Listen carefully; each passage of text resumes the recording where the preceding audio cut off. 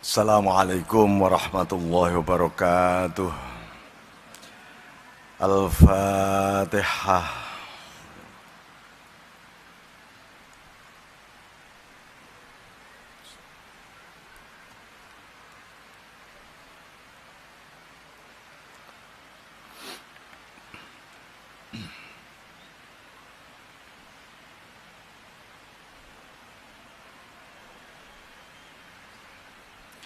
Bismillahirrahmanirrahim. Alhamdulillahilladzi mala'a quluba awliyaihi bimahabbatih wa ikhtassa arwahahum bisyuhudi 'azamatihi wa hayya asrarahum lihamli a'ba'i ma'rifatih. Faqulubuhum fi rawdati jannati ma'rifati yuhbarun wa arwahum fi riyadi malakutihi yatanazzahun. Wa asraruhum fi bihari jabarutihi yusabbihun. Allahumma salli ala Sayyidina Muhammad abdika wa nabiyyika wa rasulika nabil ummi wa ala alihi wa sahbihi wa sallim tasliman biqadri azumati dhatika fi kulli waqtin wa hin. Amma ba'd. Para hadirin sekalian, kita akan melanjutkan kajian kitab Al-Hikam. Ini hikmah yang ke-200 sudah. Ini sudah seperempat lebih, seperempat lagi khatam ini berarti. Bismillahirrahmanirrahim. Ini bab mengenai berharganya usia-usia yang diberikan oleh Allah kepada kita. Ya. Maka beliau meneguhkan ma fata min umurik la iwadalah. Apa yang hilang dari umurmu, usiamu, nggak bisa diganti, nggak ada gantinya. Seperti jarum jam yang berputar, walaupun jarum itu memutari angka yang sama, kemudian itu adalah putaran yang berbeda. Putaran yang berbeda.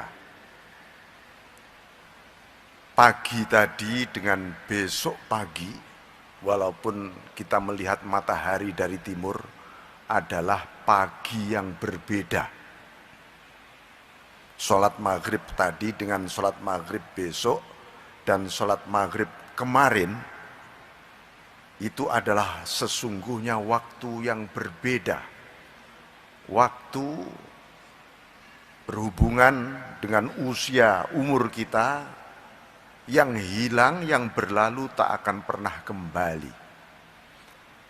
Ya, yang sia-sia tak ada harganya. Ya. Makanya Allah itu membatasi umur kita ini. Kenapa kok dibatasi ya? Kok enggak seperti di akhirat abadi selamanya?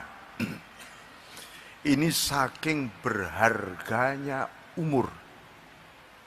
Saking berharganya umur. Nah, di depan Ibnu Athaillah mengatakan ma min nafasin illa walahu qadarun yumdih. Tak ada nafas yang keluar masuk ini nafas ini keluar masuk ini.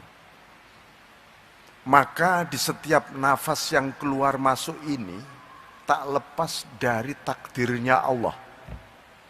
Ini berarti setiap nafas yang keluar dan masuk ini ada sesuatu yang urgent. Karena nafas manusia juga dibatasi oleh Allah. Sudah ada tulisannya di Lauhul Mahfud.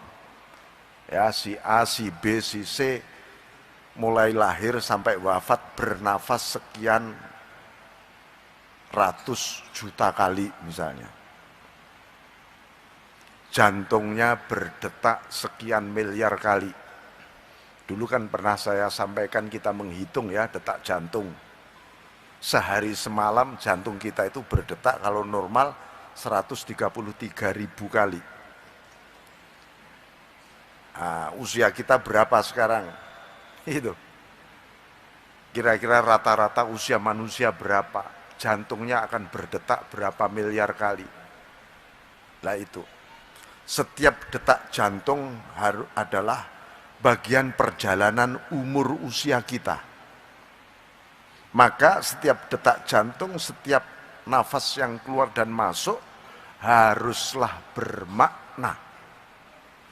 Yang disebut bermakna itu yang bagaimana? Ada bermakna secara umum, yaitu mengandung satu kebajikan-kebajikan dan menghindar dari keburukan. Itu umum, kebaikan secara umum. Bermakna secara khusus, sejauh mana setiap detak jantung ini kita sadari bersama Allah. Karena yang mendetakkan juga Gusti Allah, yang ngeluarin napas kita, memasukkan Gusti Allah juga, dan itu nafas yang berbeda terus setiap saat, bukan nafas yang sama. Ambekan sampean ini nafas yang berbeda terus. Makanya ada sesuatu yang baru terus dalam hidup kita. Nah ini, oleh karena itu, wa ma hasolalaka minhu la qimatalah. Tetapi apa yang Anda hasilkan dari usia tadi, yang datang dari Allah, itu enggak ada nilainya, saking agungnya. Jadi setiap nafas kita merasakan kesadaran bersama Allah. Detak jantung, walaupun 5 kali berdetak saja Anda bersama Allah, wah itu kalau ditimbang dengan surga seisinya masih kalah surga. Itu loh. La qimatalah, enggak ada, enggak bisa dihargai oleh apapun. Saking agungnya, kalau itu kita sadari dari Allah. Makanya, lah ini ya. Setiap kebaikan, ubudiyah yang kita lakukan, haruslah kita sadari, ya Allah itu darimu Allah. Kita tadi sholat, ini sholat darimu. Kalau engkau tidak meridhoi, aku juga tidak sholat ini tadi. Karena ridhomu, anugerahmu, tiba-tiba aku sholat. Nah sekali lagi, mungkin dulu kita sholat untuk mencari ridho Allah, mencari anugerah Allah. Nah sekarang harus mulai dibalik. Karena ridhomu dan anugerahmu lah engkau takdirkan aku sholat ini. Maka sholatku haruslah penuh alhamdulillah padamu Allah. Tapi coba kalau sampean sholat mencari ridho, mencari anugerah, berat banget rasanya. Nanti ngitung-ngitung, saya sudah dapat berapa anugerah nih ya. Wah ganjaraku sak piro ki, suwe-suwe kabotan ganjaran.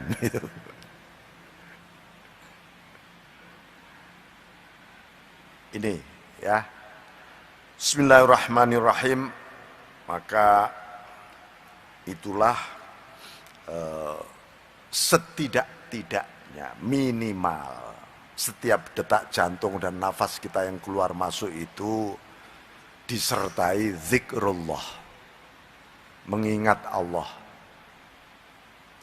Orang berzikir itu, nah ini posisi kita di mana ini? Bapak-bapak dan ibu-ibu sendiri yang tahu saya di posisi mana yang mengingat Allah ini. Ada posisi orang berzikir merasa bisa berzikir.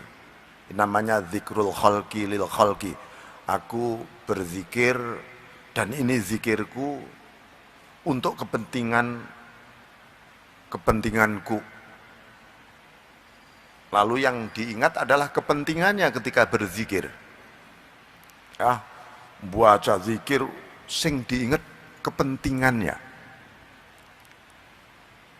Itu namanya, padahal kepentingan itu makhluk.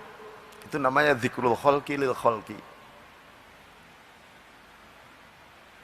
Ayo naik zikrul khalqi lil khaliq. Zikirnya makhluk kepada Allah. Aku berzikir nih dan kepadamu aku berzikir Allah. Nah, di posisi kedua ini namanya belajar zikir.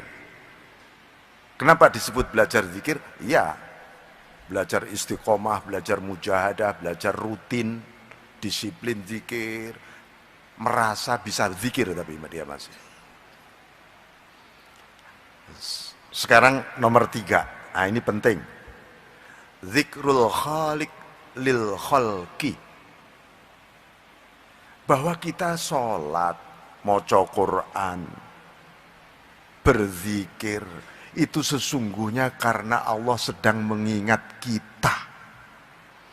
Karena Allah mengingat kita, mantul koyok ngilon seperti cermin, tiba-tiba kita berzikir.